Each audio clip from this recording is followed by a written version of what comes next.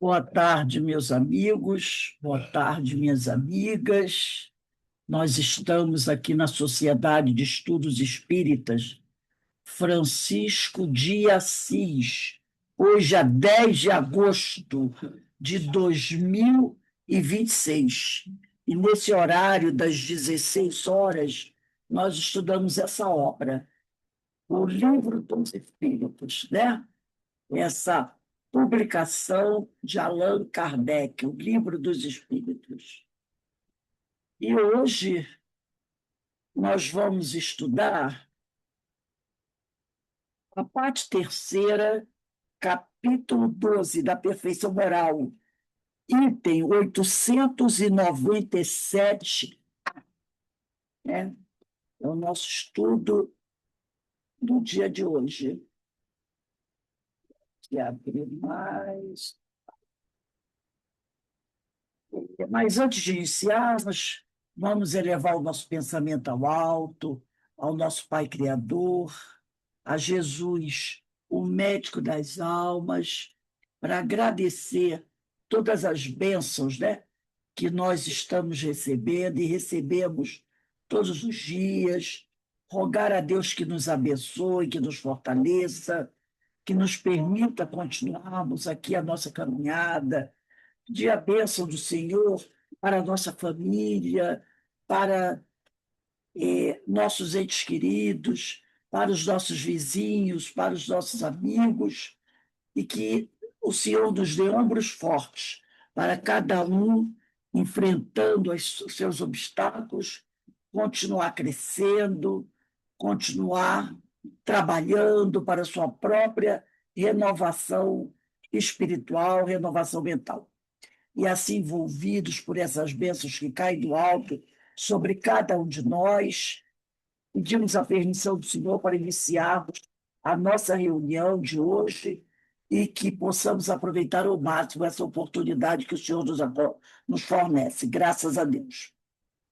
Vamos fazer a leitura, né, da questão 897. Deixa eu só pegar o livro aqui, facilita para mim. Kardec faz a seguinte pergunta aos espíritos. Vocês estão me ouvindo bem? Todos estão me ouvindo bem, né? A pergunta de Kardec é a seguinte: contudo, todos alimentam o desejo muito natural de progredir. Para forrar-se quer dizer fugir à penosa condição desta vida, né? Para evitar passar por dores e sofrimentos. Os próprios espíritos nos ensinam a praticar o bem com esse objetivo. Será então mal pensarmos que, praticando o bem, podemos esperar coisa melhor do que temos na Terra? Então, Kardec faz essa pergunta, né? Será eh, então mal pensarmos que, praticando o bem, podemos esperar coisa melhor do que temos na Terra? Então, os espíritos vão dizer não, não certamente, né? Se você está ali trabalhando, não, eu espero conseguir coisa melhor, então eu vou praticar o bem. Não, certamente. Mas aquele que faz o bem sem ideia preconcebida, aquele que faz o bem, que gosta de fazer o bem, porque se sente bem fazendo bem, pelo só prazer de ser agradável a Deus e ao seu próximo, que sofre, já se acha num certo grau de progresso. Então, quando você pensa assim, eu tenho que praticar o bem para que eu, no futuro, possa ter uma vida melhor. Você está agindo certo, mas, de certa maneira, você está praticando bem com uma intenção, não é? A intenção de que, fazendo bem, amanhã eu vou ser mais feliz. Mas aquele que faz o bem sem pensar nesse tipo de coisa, ele não faz o bem porque ele pensa que se eu fizer o bem eu vou agradar a Deus e Deus vai me recompensar. Aquele que pratica o bem sem esperar nada, porque ele gosta de ajudar as pessoas, esse já se acha num certo grau de progresso, que lhe permitirá alcançar a felicidade, muito mais depressa do que seu irmão, que mais positivo faz o bem por cálculo e não impelido pelo ardor natural do seu coração. Aí é lembrar André Luiz quando ele começou lá do nosso lar. Ele praticou bem, começou praticando bem, porque ele estava esperando o quê? Esperando receber o bônus hora. Então, ele praticou bem porque estava esperando conquistar o bônus hora. Enquanto eu, mais tarde, alguns anos depois, ele já ia lá praticar o bem porque ele gostava. Então, já houve uma evolução, né? Houve uma evolução. Então, ele fala sobre isso, né? Aí, deixa marcadinho a questão 897. Vamos dar uma olhadinha rápida na 894. É a segunda questão do capítulo 12. Só para relembrar, quando ele diz assim: Kardec pergunta, há pessoas que fazem o bem espontaneamente, sem que precisem vencer quaisquer sentimentos que lhes sejam opostos. Terão tanto mérito quanto os que se veem na contingência de lutar contra a natureza que lhes é própria e a vencem?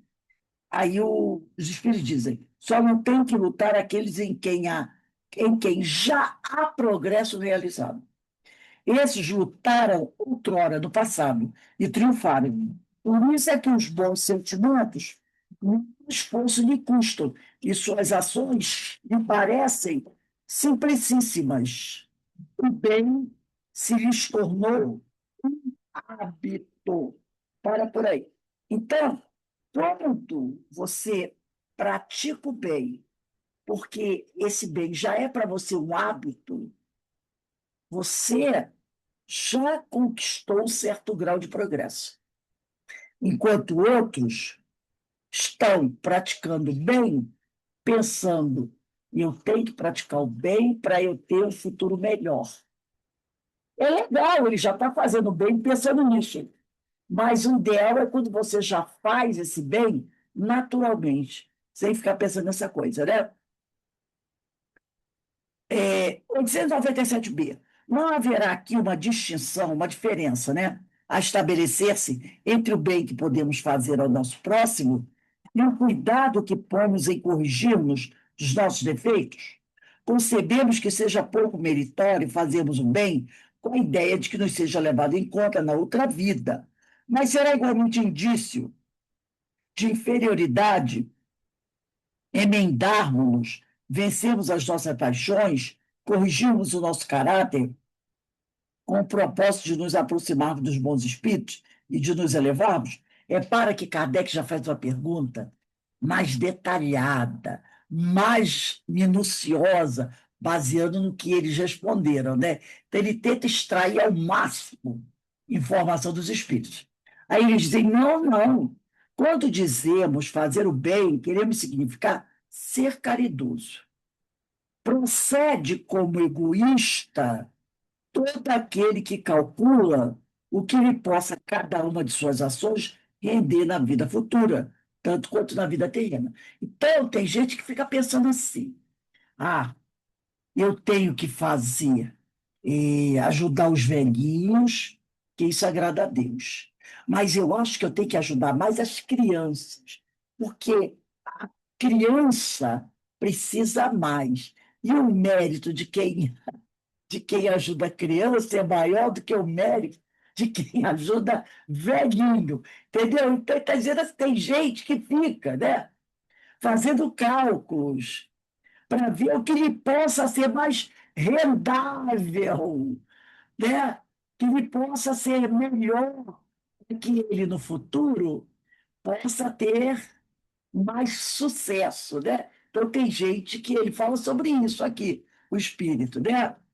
Então é o egoísta, aquele que fica pensando, eu devo ajudar os velhinhos ou ajudar as crianças? O que é melhor para render para mim mais mérito? Ele fala, isso é egoísmo, né? O egoísmo, porém, é em querer o homem melhorar-se para se aproximar de Deus, pois que é o fim para o qual devem todos tender, né? Então, Você não deve ficar fazendo isso. Você deve ajudar quem for necessário, quem aparecer, e não ficar pensando, não, isso aqui eu ajudando aqui, eu vou ter um ganho, um lucro maior. Então, ele diz que tudo é ajuda, tudo auxilia, mas você não deve fazer esse tipo de cálculos, né? 898. Sendo a vida corpórea apenas uma escada temporária, não importa o que a gente vive aqui, 80, 90, 100 anos. É temporária a nossa escada. O dever do futuro constitui objeto da nossa principal preocupação. Será útil nos esforcemos por adquirir conhecimentos científicos que só digam respeito às coisas e às necessidades materiais. Então, ele está querendo saber, né, se é útil a gente ficar só preocupado em conquistar bens materiais, né? Adquirir conhecimentos científicos, se só isso é mais importante. Eles, sem dúvida, né? Porque se nós estamos aqui na Terra e futuramente iremos reencarnar aqui na Terra, ele pergunta se será útil a gente adquirir conhecimentos científicos, né, para facilitar a nossa vida, a vida de todos, né, para atender as coisas materiais. Ele, sem dúvida. Primeiramente, isso em condições de auxiliar os vossos irmãos, depois o vosso espírito subirá mais depressa, se já houver progredido em inteligência. Então, que os cientistas, os estudiosos, as pessoas, né, trabalhem para conseguir conhecimento que facilite a nossa vida na Terra. Eu estava vendo, eu gosto muito de ver os trabalhos que são realizados, sabe, são algumas feiras de ciência, onde vai muito jovem participar nos colégios. Então, de vez em quando, aquele grupo de jovens, eles criam coisas, né, que os cientistas ainda nem pensaram. Eu estava vendo outro dia um grupo de jovens que descobriu como, nessas áreas desérticas, conseguir água com mais facilidade num projeto que ninguém ainda tinha pensado, né? E várias coisas que os jovens já começam a desenvolver. Isso é maravilhoso, porque eles estão o quê? Normalmente, esses jovens vão continuar estudando, vão desenvolver suas ideias, isso vem facilitar a nossa vida. Depois ele diz aqui, nos intervalos das encarnações, quando a gente está no plano espiritual, na erraticidade, aprendereis uma hora o que na Terra vos exigiria anos de aprendizado. Então, quando a gente chega no plano espiritual, para aqueles que não são todos, que decidem, lá no plano espiritual, continuar estudando, quem gosta de estudar, a verdade é isso. Estudar é uma coisa que você tem que gostar. Quem gosta de estudar, estuda uma vida inteira. Né? Estuda uma vida inteira, desde criança. Você vai estudando, não importa a idade, você vai estudando, estudando, porque conhecimento não ocupa espaço. Sempre tem lugar para mais conhecimento. Chegando no plano espiritual, essa pessoa, sendo uma pessoa equilibrada, acha que ela vai querer ficar, até que, pode ser até que no início, né? Ela fique ali um pouquinho admirando as coisas. Mas daqui a pouco, ela vai querer continuar estudando, aprendendo, né? Ainda mais se é um espírito que já tem esse conhecimento. E ele diz aqui que lá no espaço, né, no plano espiritual, você tem muito mais facilidade de aprender, tá? Você vai aprender até com mais rapidez. Tanto que ele diz aqui: aprendereis numa hora o que na Terra vos exigiria anos de aprendizado. Então, você vai ter muita oportunidade para aprender e estudar. Já precisa maravilha, Alberto? Já? Que maravilha? E aí, se você ficar lá bastante tempo na erraticidade, o que é provável que a gente fique, porque quanto mais evoluído você for, mais tempo você fica na erraticidade, né? Mais tempo você fica lá. Então, você vai ter a chance de aprender muita coisa, né? Então, ele diz aqui, nenhum conhecimento é inútil. Todos, mais ou menos, contribuem para o progresso. Porque o espírito, para ser perfeito, tem que saber tudo.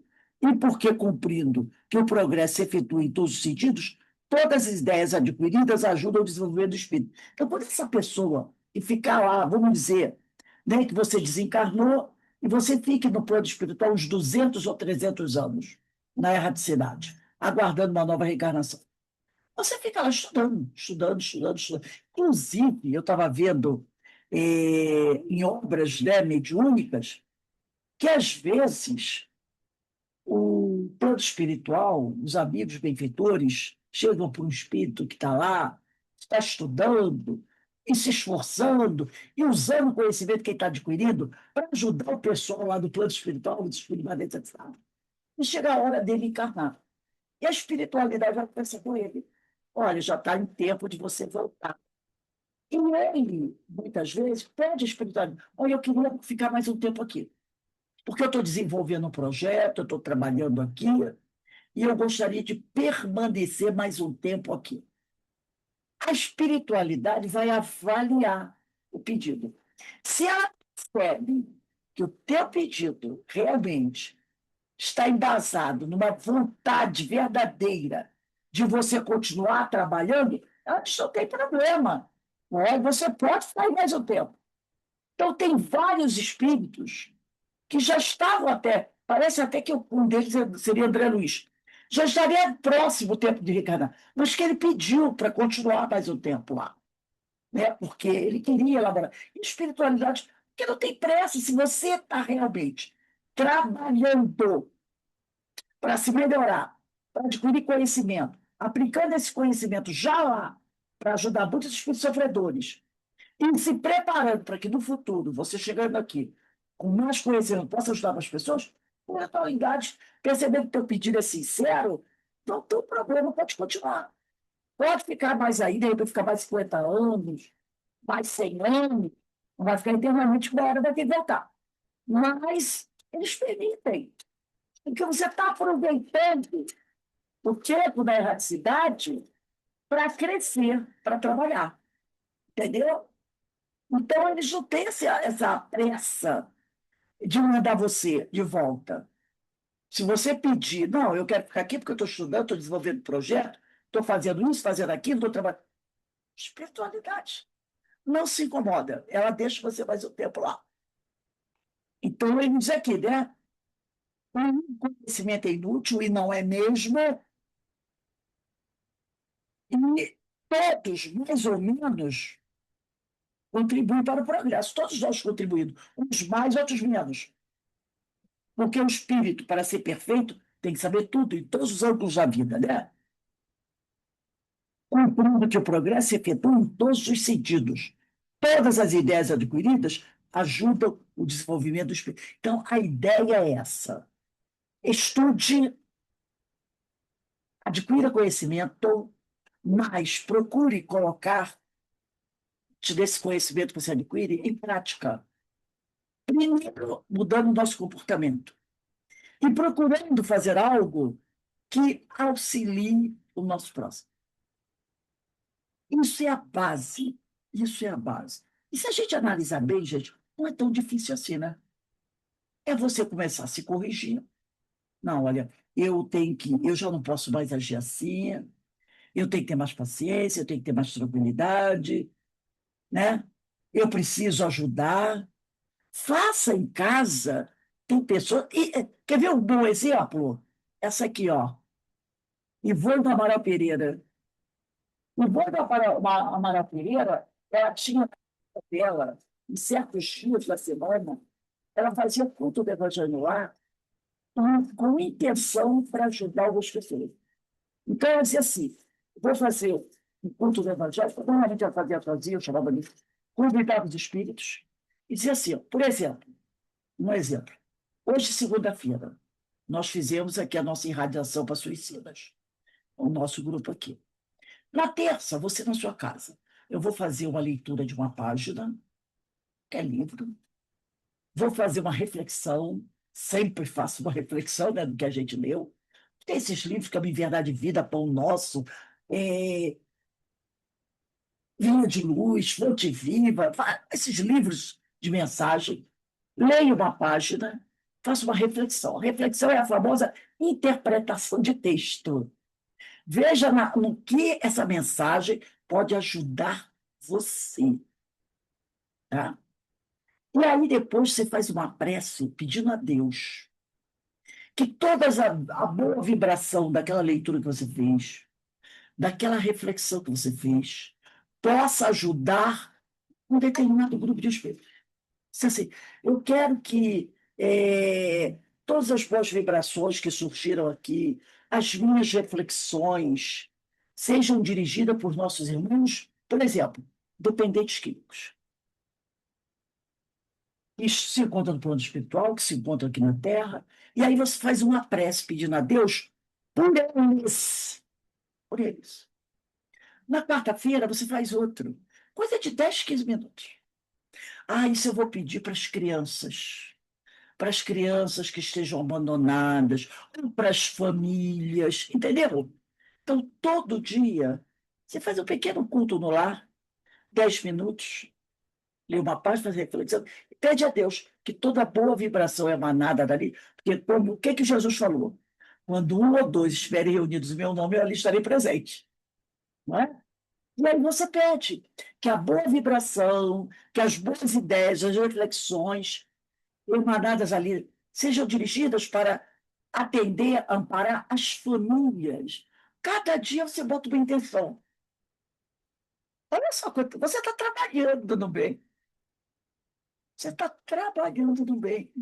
Emitindo um pensamento bom para dependentes químicos, para os doentes que estão nos hospitais, para as famílias, para os idosos, para os moradores de rua. Olha só. É o trabalho que a Ivone, ela fazia isso. Ela tinha até um caderninho onde ela anotava o nome do suicida. Ela estava ali no jornal, se o jornal aparecesse assim, fulano de tal se suicidou, ela pegava o nome daquela pessoa, botava no caderninho dela. E ela tinha toda semana um culto desse, que era para os suicidas. Então, os nomes daquelas pessoas estavam tudo no caderninho dela. Então, você pedia assim, ela não lia os nomes, ela dizia assim, que o Senhor abençoe todos esses nossos irmãos suicidas, que os nomes estão no meu caderninho. Pronto. Entendeu? É o trabalho que a gente pode fazer. Não tem problema nenhum. E você estará trabalhando no bem. Trabalhando no bem. Né? Outra pergunta aqui. 897. Não, 800 e... Me perdi aqui. 895, né? 895.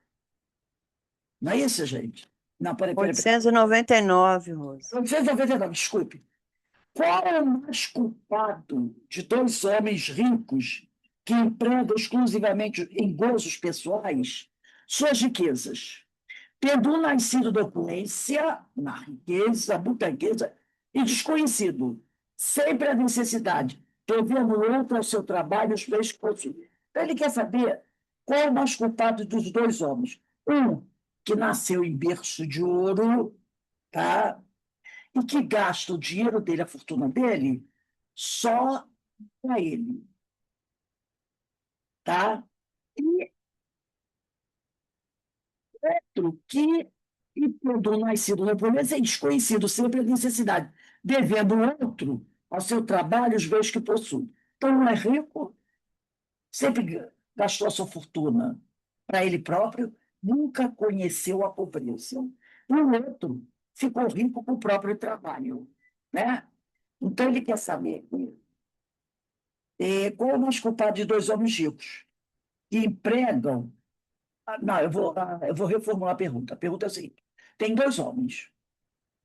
Um nasceu em berço de ouro, nunca conheceu a pobreza. O outro nasceu pobre e ficou rico. Mas agora os dois usam a sua riqueza só para atender a eles próprios. O que era pobre ficou rico, usa o dinheiro só para si, para gastar para a família dele. E o outro, que sempre foi rico, também faz a mesma coisa. Ele quer saber qual dos dois é mais culpado. Aí, ó, aí ele diz assim, os espíritos, aquele que conheceu os sofrimentos, porque sabe o que é sofrer. Então, olha só, esse que era pobre e ficou rico, ele conheceu o sofrimento. Agora que é homem rico, ele se nega a aliviar a dor do outro. Entendeu? Então, ele fala isso, que aquele que conheceu os sofrimentos, que era pobre e ficou rico, ele sabe o que é sofrer. Ele sabe. A dor, a que nenhum alívio procura dar, ele a conhece. E como frequentemente sucede, já dela não se lembra. Então ele diz que aquele que foi pobre e ficou rico, seja lá pelo seu trabalho, ele se conheceu o que é não ter alguma coisa, não é? Ele se conheceu muitas vezes a fome, a pobreza. E aí, quando ele fica rico e se nega a ajudar, gente, o que é isso? Porque aí ele diz assim: eu já não me lembro da pobreza. Eu não esqueci o que é pobreza. Então, o outro nasceu em berço de ouro. Ele nunca conheceu a pobreza. Então, às vezes, ele não ajuda, e tem muitos que ajudam, mas às vezes ele não ajuda porque ele nunca passou por isso. Entendeu? Ele não sabe nem o que é viver da pobreza. Ele não sabe o que é não ter um prato de arroz para comer, um pedaço de pão. Ele não sabe. Nunca sentiu isso. É lógico que ele deve ajudar. Mas o outro que passou por tudo isso, que passou por todas as dificuldades, quando ele se torna homem rico, ele não vai ajudar aquelas pessoas que estão necessitadas.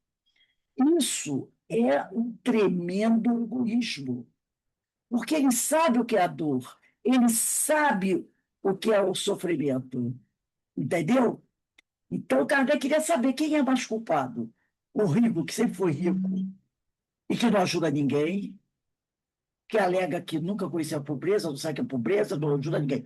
Ou aquele que foi pobre e se fez rico e que agora se nega a ajudar. Então, eles dizem, o que foi pobre se fez rico. Porque ele sabe a dor da fome, tá? A dor que nem um alívio consegue dar, né? Ele a conhece. Mas às vezes ele alega que ele finge que se esqueceu. Então, esse é o mais culpado. 900. Aquele que incessantemente acumula haveres, é o tal do tio Patinhas, né? Que acumula haveres, sem fazer o bem a quem quer que seja, achará desculpa que valha na circunstância de acumular conflito de uma soma legal aos seus herdeiros, é um compromisso com a consciência humana. É aquele que diz assim: eu estou ajudando riquezas para deixar de herança para os meus herdeiros. Então, não posso gastar com os pobres. Entendeu? Tudo que eu tenho, que eu acumulo, é para minha família exclusivamente. Aí eles respondem: isso é um compromisso com a consciência má. É o puro egoísmo, quando está lá, como está lá na questão 913, né? Que é um terrível vício, que na 913 diz assim, quando Kardec perguntou, dentre os vícios, qual que pode considerar radical? O egoísmo. Daí deriva todo o mal. E muitas vezes esse homem que só pensa em acumular para deixar para os seus herdeiros, antes mesmo do fim da vida, ele passa por terríveis decepções. Essa semana eu vi dois casos assim. E um deles era de um fazendeiro lá do Pantanal. nos anos 1957, 58, 59. Se hoje eu viver lá, bem perto de Aquidauana, né? Viver lá dentro do Pantanal ainda é dureza, né? Porque imagina há 60 anos atrás, há 70 anos atrás. Então era muito distante de Aquidauana, muito distante. Naquela época, né? Não tinha essa facilidade que tem hoje. A maioria dos grandes fazendeiros de lá tem aviãozinho, né? Faz o aeroporto, uma pista da sua própria propriedade. Então, eles têm seus aviões particulares, vão em volta de avião. Naquela época, para ir assim, de Aquidauana, que era mais próximo do Pantanal, eu morei em Aquidauana há 3 anos. Para o Pantanal, era de barco, tinha que ser de barco. Nem era o Chalana, era daqueles barcos pequenos. Às vezes levava dias, 2, 3 dias. Não tinha luz, não tinha telefone, entendeu? Então, a lei que imperava lá era a lei do fazendeiro. Porque não tinha luz, não tinha telefone, era tudo no lampião. Quem viu aquela novela Pantanal tem uma ideia mais ou menos, né? Só que no Pantanal já mostra, ele já tem avião, já tem telefone, mas usa mais é rádio, né, para se comunicar. Mas em 1950 e poucos, não tinha nada. Então tinha um fazendeiro muito rico. Ele era dono, olha só, para a gente ter uma ideia, a fazenda dele era o equivalente ao tamanho de 3 cidades de Curitiba. 3 Curitibas. Imagine, Curitiba é uma cidade grande. Não é só a capital e o centro. Toda é Curitiba. A fazenda dele tinha o tamanho de 3 cidades de Curitiba. Imagine, era uma fazenda que ele não conseguia andar num dia só. Então, só de cavalos, aquela coisa. E ele tinha 4 filhos, 3 rapazes e uma moça. E olha só como é que era, na época, a lei.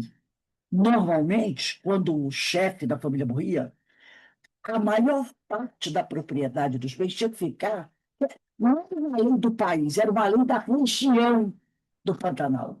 Era uma lei da região que eles tinham criado no Pantanal, de passar de família para família. Grande parte da propriedade ficava para o filho mais velho. O mais velho ficava com a maior parte da propriedade. Os outros 2 filhos, homens, cada um ficava com uma parte da fazenda menor da que ficava destinada ao mais velho. A filha, a mulher que fosse herdeira, ela não herdava a terra. Eles tinham que pegar uma parte da terra lá, vender, para dar para ela o dinheiro. Era assim. Filha, mulher, ficava com dinheiro. Então, pegava uma parte da terra, vendia, dava o dinheiro para ela, que não era uma grande parte. Os outros 2 irmãos menores, né, ficavam com o rapaz. E o filho mais velho ficava com a sede principal e grande parte das terras. Só que o pai, quando vai ficando mais velho já, o pai começa a refletir sobre isso. E ele verifica que o filho mais velho, que deveria ficar com grande parte da herança, apesar de ser um grande administrador, bebia muito. E ele era muito estourado, não tinha quase paciência com os funcionários. Mas ele era um bom administrador, mas era muito alcoólatra. O outro, o segundo filho dele, ele era um bom financista, mas era ambicioso. E o terceiro filho, que devia ter uns 20 anos, era o que ele mais gostava. Era tranquilo, se dava a todo mundo, sabia administrar bem, mas um tinha 20, outro tinha 27, outro tinha 32. Então, o de 32, que tinha que ficar com tudo, era o alcoólatra. Muito estourado. O de 27 era muito ambicioso e o de 22 era o filho que ele mais gostava. E tinha a moça, de 19, que era uma boa moça, mas ele levava para as considerações que era mulher. E ele, esse fazendeiro, tiveram um romance com uma das funcionárias da fazenda. E tinha um filho, que ele chamava de bastardo, que ele não registrou, de 5 anos. Quando ele já está doente e vê que está chegando, ele decide agir de forma diferente do que era o tradicional. O que ele pensou? Em registrar o filho de 5 anos, para ele entrar na divisão dos bens e dividir os bens da fazenda em partes iguais. Para todos os filhos. Para os 4 filhos que ele tinha. O mais velho, que teria que ficar com tudo, dividir em partes iguais, e a menina seria dinheiro mesmo. Apenas para os 3 homens, ele ia dividir em partes iguais, daria o dinheiro para a menina, registraria a criança e daria uma parte de terra para a criança, para a mãe da criança. E aí ele marcou uma reunião à noite para fazer a divisão da herança. Mas não sei como, ele deve ter comentado com alguém esse fato. À noite, véspera da reunião que ele ia fazer com a família, ele saiu para caminhar na fazenda, como ele sempre fazia, da casa mesmo. Só que não voltou para casa. Não voltou para casa. Todo mundo procurando aqui, procurando ali, procurando aqui, procurando ali. Ninguém achou. Ninguém achou. Passados 3, 4 anos, foi dado como morto, desaparecido. Dividiram os bens, porque aí não, como ele não deixou, a justiça que fez, tudo bem, deu para o mais velho um pouquinho mais, dividiu, e a criança não teve direito a nada. Mas, só que a partir daí, ó, tudo foi se perdendo. Esse que era alcoólatra acabou se perdendo, foi se perdendo, vender as terras, aquela coisa.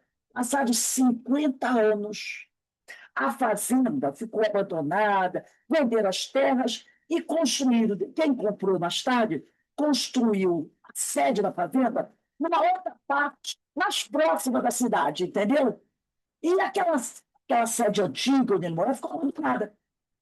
Quem comprou as terras acabou, foi uma empresa, acabou fazendo o escritório central numa parte da terra que é mais perto da cidade aqui da Ona. 50 anos depois, uma equipe de pesquisadores foram fazer uma pesquisa e foram até a área onde ela tinha a fazenda. Está tudo caído aos pedaços. E um fotógrafo, sempre tem alguém, né? Resolveu, estava ameaçando chover, e a casa já estava toda depredada, mas ele viu um casebre afastado, uns 50 metros da casa, que era um depósito antigo. E estava inteiro. Ele disse assim: vou até lá, vou pegar todo esse meu material fotográfico e vou botar aqui, porque depois que a chuva passar, a gente continua o trabalho. Ele foi. Chegando lá, ele pisou num lugar que afundou, meio afundou. Ele achou aquilo estranho, né? Chamou o pessoal, percebeu que tinha um monte de terra e mato em cima. Eles tiraram e viram que por baixo tinha uma tampa de ferro que estava com ferrugem. Por isso que quando ele pisou ali, afundou. Abriram a tampa e viram que embaixo era um depósito, tipo um porão abandonado. Aí alguém que estava lá disse assim: "Não, isso aqui era onde eles guardavam uns alimentos, que aqui era mais frio, então os alimentos eram colocados aqui para não estragar." E o cara pegou o holofote que ele tinha, viu o quê? Moçada. Viu moçada. Aí chamaram a polícia, aquela coisa toda. Quando tiraram a ossada, foi fazer pesquisa, ele ainda estava com um anel de ouro com as iniciais dele. Aí tiraram o corpo, fizeram. O anel era ATF, era o nome dele. Acho que era Antônio, não sei lá. ATF. Tiraram, fizeram a pesquisa, era o de Tucujo, o dono da fazenda. Aí ainda tinha bisnetos, netos e bisnetos vivos. Os filhos já tinham morrido todos. Foram fazer DNA, era ele mesmo. Aí começou-se a mexer no papelada. E aí descobriram o quê? Que os filhos, de alguma maneira, os 2 mais velhos, já estavam desconfiados do que o pai ia fazer. E aí, o bisneto desse mais velho começou a lembrar das coisas que o bisavô fazia. Ele disse que o bisavô, depois que o pai morreu, faz alguns anos, ele começou a entrar, além de beber muito mais ainda, ele tinha terríveis pesadelos. Ele falava coisas que ninguém entendia, como se ele carregasse um grande culpa, entendeu? Um desespero, uma coisa horrível. E aí a polícia chegou à conclusão que os 2 filhos mais velhos, descobriram depois que ele morreu com um tiro na testa, que os dois filhos mais velhos mataram o pai para não dividir a herança, para que o pai não fizesse modificação do testamento. Então, o que ele está falando aqui? Às vezes, a gente está falando, em vários casos assim, o que mais você encontra pelo Brasil afora são casos desse gênero, de filhos que matam os pais por causa de herança. Então, ele fala que, às vezes, a pessoa trabalha, acumula, para deixar para os parentes, para os filhos. E o que dá no final? Isso que deu nessa história. Seu caso verdadeiro, lá de Mato Grosso. Foi em 2024 que ele encontraram ele. Sim, quase 50 anos depois que ele foi desaparecido, né? Toda a família, só os netos e bisnetos estavam vivos, né? Então, isso aqui é um compromisso com a consciência má. Se ele educasse esses filhos desde pequeno, né? A dividir, não, vocês são irmãos, cada um vai ter a sua parte igual, tudo mais, mas não. Olha aí. E, no final, nem eles mesmo aproveitaram a herança, porque foi um desespero tal. Os dois mais velhos, né, que participaram de tudo isso, se perderam, ficaram atormentados. Consciência, né? Porque quem manda matar o pai não é possível que não tenha uma consciência, um remorso, né? E os dois se perderam assim. Um com bebida, outro a vida atormentada, né? A família sofrendo com tudo isso. É o egoísmo que leva a isso, né? 901. Figuremos dois avarentos, um dos quais nega a si mesmo. O necessário morre de miséria sobre o seu tesouro. É o tio Patinhas, que tem muito e não gasta nem com ele. Vocês lembram do tio Patinhas? Até a roupa que ele usava tinha remendo. Vocês lembram que o tio Patinhas usava uma roupinha vermelha, né? Vocês lembram que a roupa dele tinha um remendinho na roupa dele? Quer dizer, nem para ele comprava uma roupa nova. A roupa, a roupa do tio Patinhas tinha um remendozinho. Aí eles aqui, morre de miséria sobre o seu tesouro. Quando ele dava os mergulhos dele, no monte do cofre dele, cheio de moeda, ele tomava banho, né? No cofre. Era o divertimento dele, era mergulhar no tesouro dele, né? Você vê que o Pato Donald, que era sobrinho dele, passava um aperto, né? Vivia pobre ali, criando os sobrinhos, e ele milionário. Ele não ajudava, só muito raramente.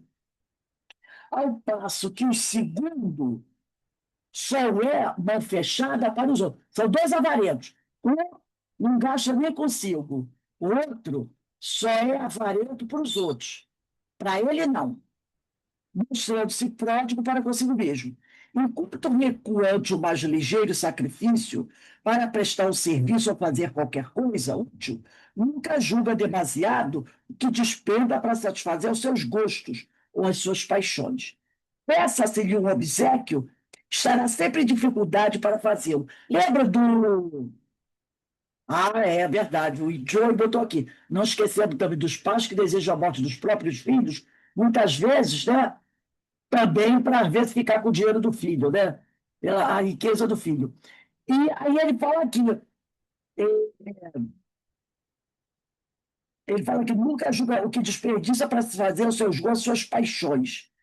Aí eu lembrei, lembra daquele programa que tinha o primo rico e primo pobre? Que o primo pobre ia pedir ao primo rico, lembra? Alguma coisa, e ele nunca dava. Ele estava na casa dele, né? Dando festas, tomando champanhe, lembra? Gastando com ele. Mas quando o primo ia até lá para pedir alguma coisa, ele sabia que o primo era muito pobre, ele não dava nada para o primo. Nada. E ainda debochava. Imagine, porém, realizar uma fantasia e terá sempre bastante para isso. Qual é o mais culpado e qual que se achará em pior situação no mundo dos espíritos? O que goza, quer dizer, aquele que tem muito, gasta só consigo e com a sua família e não estende a mão para os necessitados.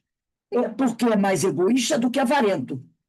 O outro já recebeu parte do seu castigo. É morrer na miséria. Porque aquele que não gasta nem consigo mesmo, o castigo dele, ele já recebeu, que é morrer na própria miséria. Era o famoso que antigamente guardava dinheiro no colchão, lembra? E quando mudava, as- saía de cruzeiro para cruzado, para cruzeiro novo, na real, ele perdia o dinheiro, que ele escondia tudo no colchão. Muita gente, aconteceu, muita gente.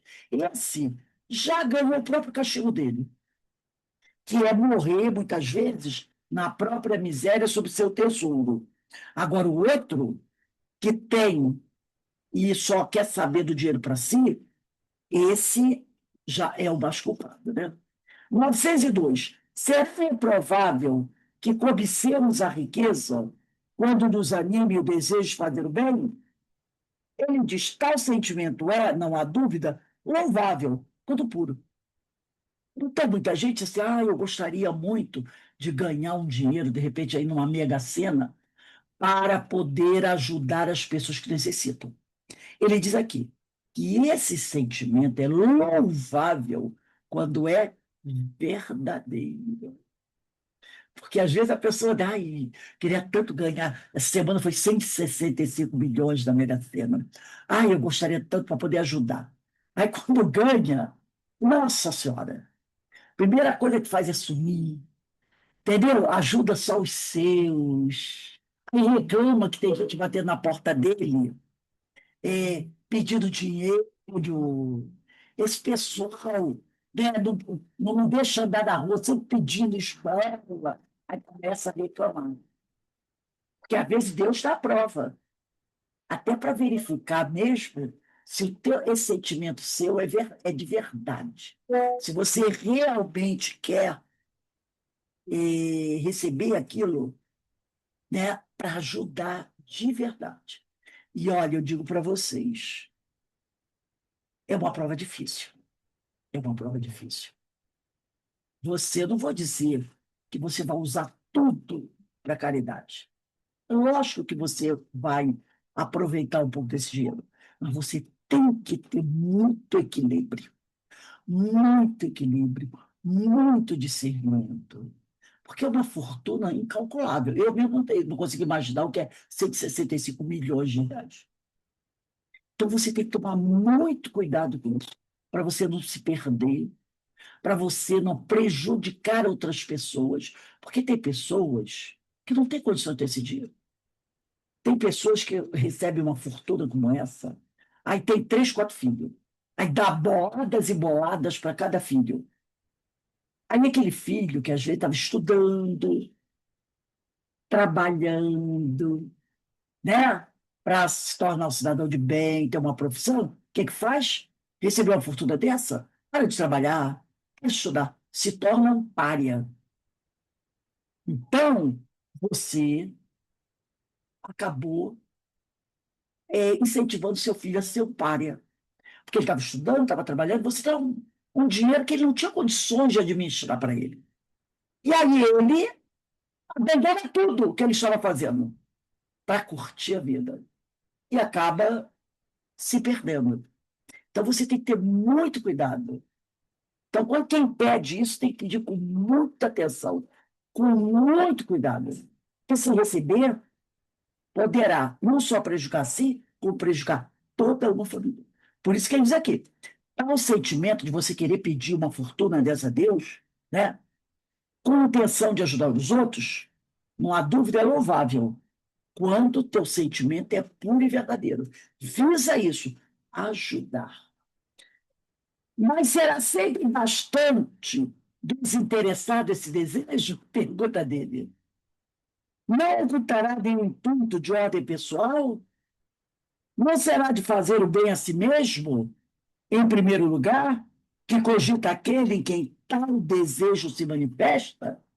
Será que ele não vai primeiro botar em primeiro lugar ele, em segundo ele, em terceiro ele, em quarto ele, e em quinto também ele? É isso que ele fala aqui. 903. Incorre em culpa o homem por estudar os defeitos alheios, aquele que fica examinando o defeito dos outros. Ele quer saber se a pessoa que faz isso, ela não está incorrendo em alguma culpa, né? Aquele que é o fiscalizador da vida alheia. Aí ele diz aqui: incorrerá em grande culpa se o fizer para os criticar e divulgar, porque será faltar com a caridade. Se você está tomando conta da vida dos outros, se você está querendo saber da vida dos outros, para poder botar lá nas redes sociais, criticar a vida dele, aí será falta de caridade. Não faças ao outro que não gostaria que te fizesse. Se eu fizer para tirar daí proveito, para evitá-los, tal estudo poderá ser de alguma utilidade. Quer dizer, se você está analisando a vida do outro para poder aprender lições de como eu não posso agir, tudo bem. Você está aqui observando os erros do outro, observando o caminho que ele seguiu errado, que acabou dando no que está dando, para que você não haja assim. Então, ele diz: tá, o estudo poderá até ter alguma utilidade para você. Importa, porém, não esquecer que a indulgência para com os defeitos de outro é uma das virtudes contidas na caridade. Antes de censurar as imperfeições dos outros, vede se de vós não poderão dizer o mesmo. Né? Então, antes de você criticar o outro, para analisar. Será que eu não estou agindo da mesma maneira? Será que eu não tenho os mesmos defeitos que ele tem? Então, ele nos convida a fazer essa reflexão. Tá? Tratai, pois, de possuir as qualidades opostas aos defeitos que criticais no vosso semelhante. Então, se você está observando defeitos dos outros, pensa assim: eu não posso agir da mesma maneira. Eu tenho que procurar fazer o contrário do que ele está fazendo. Esse é o meio de vos tornar de superiores a ele. Se lhe censurais o ser avaro, o ser mão fechada, o ser egoísta, sede generosos.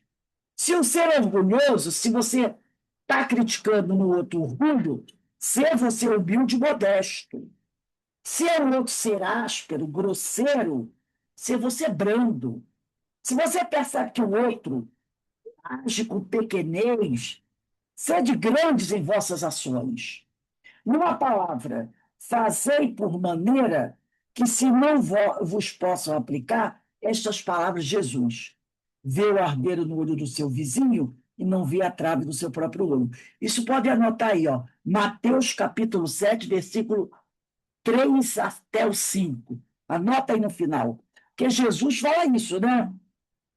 Que muitas vezes a gente vê o argueiro, a trave no olho do nosso vizinho, e a gente não vê o argueiro, né, o espinho no olho do nosso vizinho, mas não vê a trave no nosso próprio olho. Então ele fala isso, ele diz: se você tem a mania de criticar, de analisar a vida dos outros, haja da seguinte maneira: você pode até ver o erro dos outros, analisar, fazer uma crítica. Crítica quer dizer, para você mesmo, o comentário, sem espalhar para ninguém, sem botar nas redes sociais, e tirar dali lição. Poxa, fulano é altamente orgulhoso.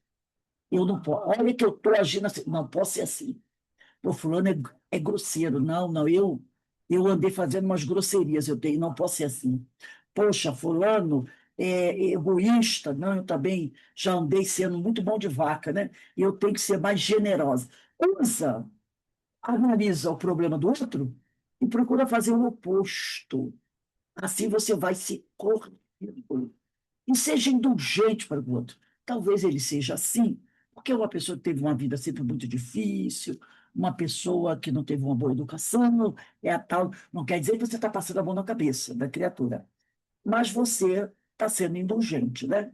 Com ele. Então, Jesus falou isso: vê o argueiro no olho do seu vizinho, não vê a trave no seu próprio olho. Está lá em Mateus capítulo 7, versículos de 3 até 5. E aí nós vamos para 904. Incorrerá em culpa. Olha só como Kardec está sendo, né? Ele está ali naquelas questões, ele quer dissecar o problema. Incorrerá em culpa aquele que sonda as chagas da sociedade e as expõe em público, aquele que descobre os erros dos outros e joga lá no Facebook, joga lá no WhatsApp. A gente vê muito disso, né? Aí, e muitas vezes a gente vai ver, ainda dá uma curtida e ainda faz comentário, não é isso? A gente vê que o outro expôs o mal feito da pessoa, e muitas vezes a gente ainda tem lá, faça o seu comentário, você faz um comentário ainda atirando pedra em cima do outro que foi exposto por quem colocou a notícia. A gente ainda faz isso. Aí diz aqui, depende do sentimento que o mova. Então, depende do sentimento daquele que expõe o problema, o defeito do outro. Se o escritor, aquele que escreveu no jornal, nas redes sociais, o defeito do outro, visa produzir escândalo, lembra? Às vezes é necessário um escândalo, mas ai daquele que provoca escândalo, isso está em Mateus 18:7. Pode puxar uma setinha aí e botar. Escândalo, puxa uma seta para dizer. Mateus, capítulo 18, versículo 7.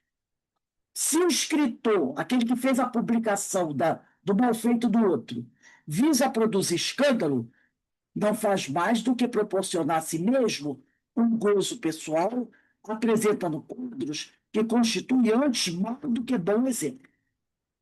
Então, ele está expondo o erro do outro, né? E está dando um mau exemplo. E também está trazendo problema para ele, porque ninguém tem o direito, né, de expor a vida dos outros assim. O espírito aprecia isso, mas pode vir a ser punido por essa espécie de prazer que encontra em revelar o mal. É isso que está no Mateus 18:7.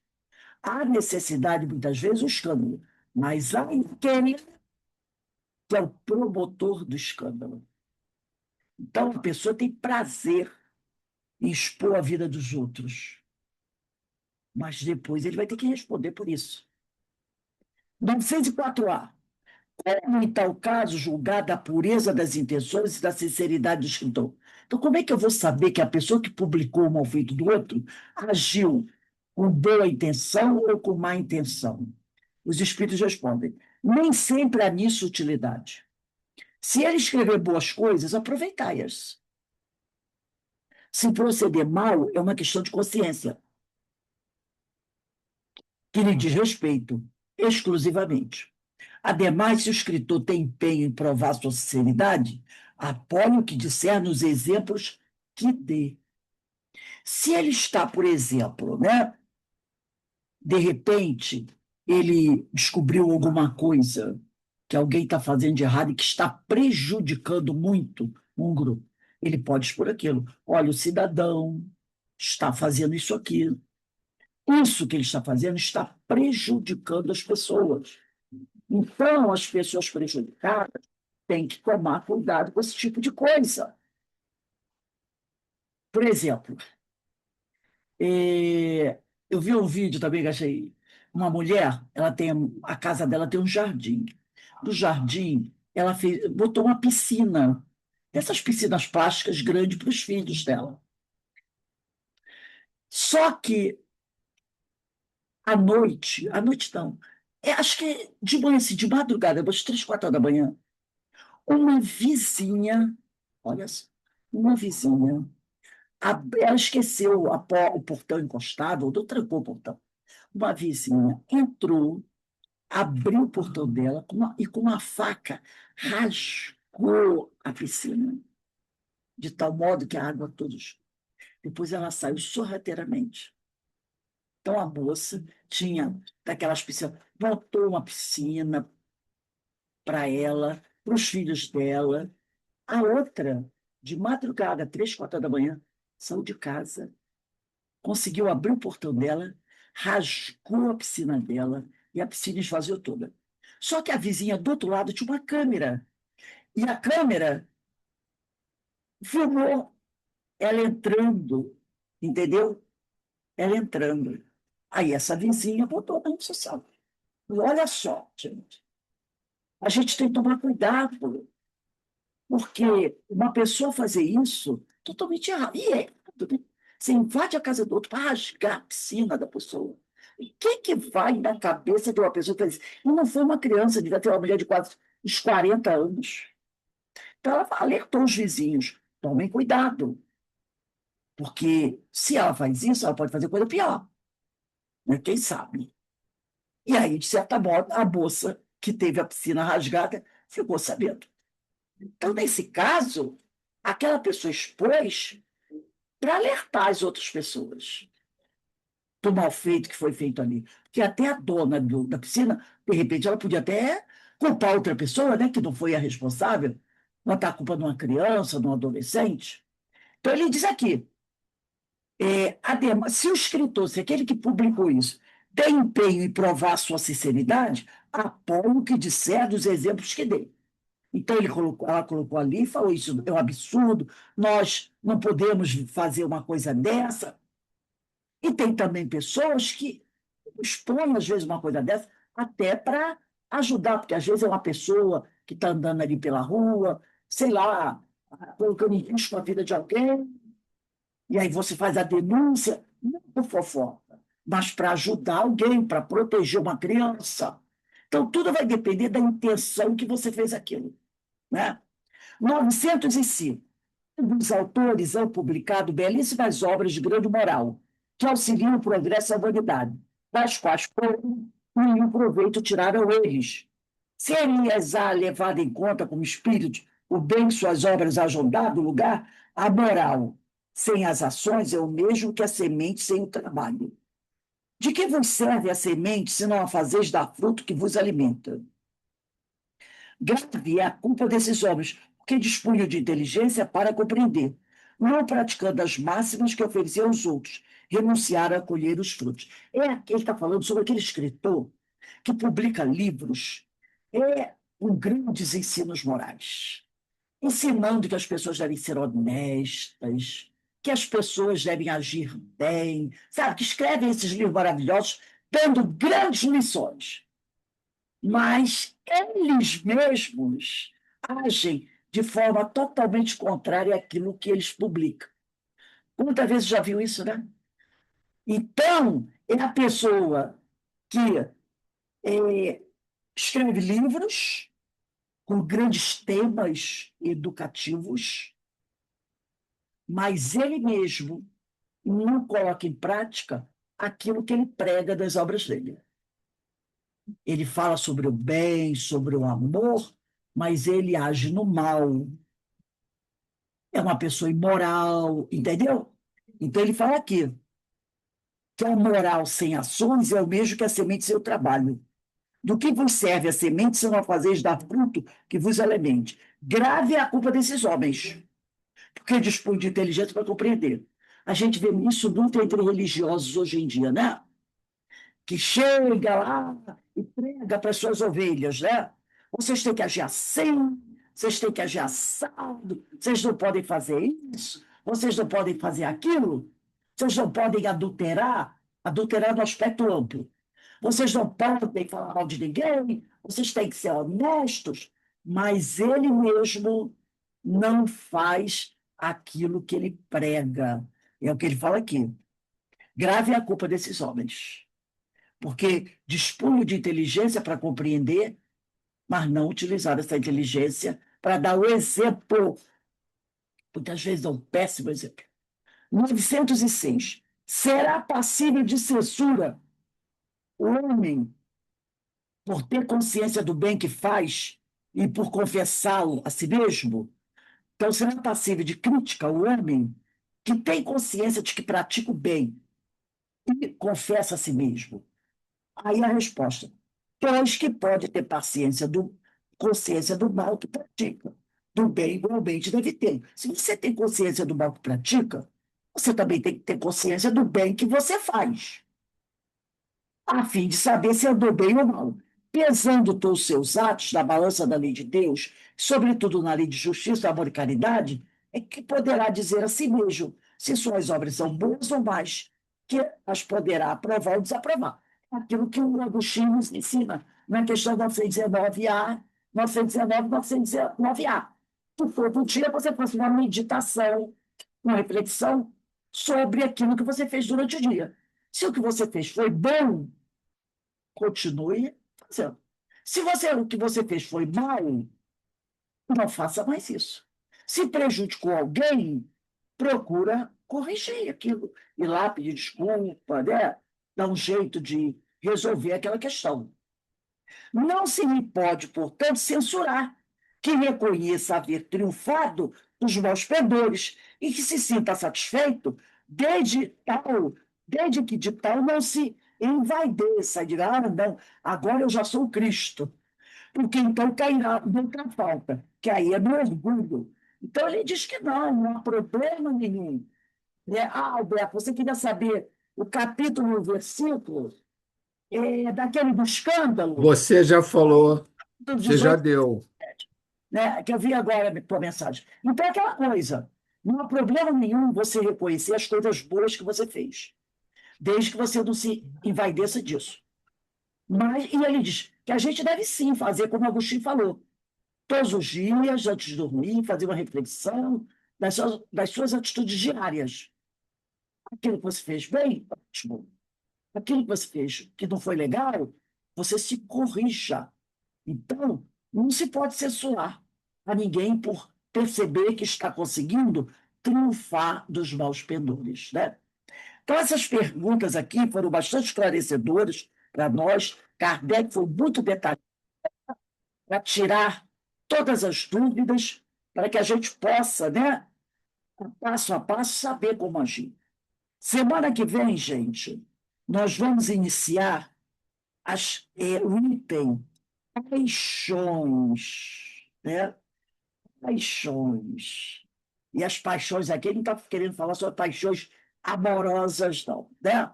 São outras paixões.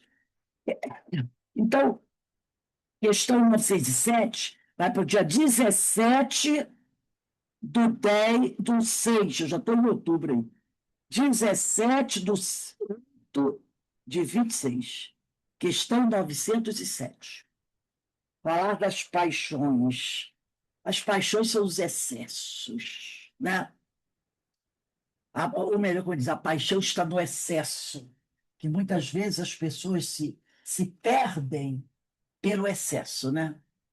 O excesso que é o grande problema. Então, nós vamos encerrando aqui. Alguém gostaria de falar alguma coisa? Teria alguma coisa para falar? Alguma opinião para dar? Não? Então, nós vamos encerrando aqui. Eu vou pedir aqui para a nossa irmã Ideína fazer a nossa prece de agradecimento. Ideína, por favor. Antes da prece, Ideína, lembrando que hoje, ó, começa o nosso estudo desse livro aqui, ó, Pelos Caminhos da Mediunidade Serena. Tem o amarelinho também, né? Tem o amarelinho, tem o azulzinho, tem o marronzinho, mas é o mesmo. Pelos Caminhos da Mediunidade Serena, de Ivone do Amaral Pereira. Faz ideia na nossa prece de agradecimento, por favor, minha amiga. Elevando nosso pensamento ao Pai, nesse momento sublime, em agradecimento aos ensinamentos que hoje tivemos, agradecendo a equipe de Francisco de Assis, que nos permite nos reunir em seu nome em sua casa, e pedindo, Senhor, que a sua paz se faça em todos os corações, e que sejamos dignos de nos reunir em seu nome para os aprendizados. Muito agradecido por tudo, que a paz se faça, hoje, agora e sempre. Que assim seja, Senhor. Graças a Deus. E hoje, meus irmãos, nós temos também a nossa palestra pública, né? Que o tema é do livro Semeador em Tempos Novos. O nome do tema é Revolução. Quem vai fazer é o nosso irmão Antônio Mário. Então, todos são convidados a estar conosco hoje às 18h30 para a nossa palestra. Daqui a pouco a gente retorna, quando for 5h25, a gente retorna para o estudo da obra de Ivone Pereira, que é a primeira aula de hoje, né? A gente está encerrando aqui o Livro dos Espíritos. Um beijo no coração de todos.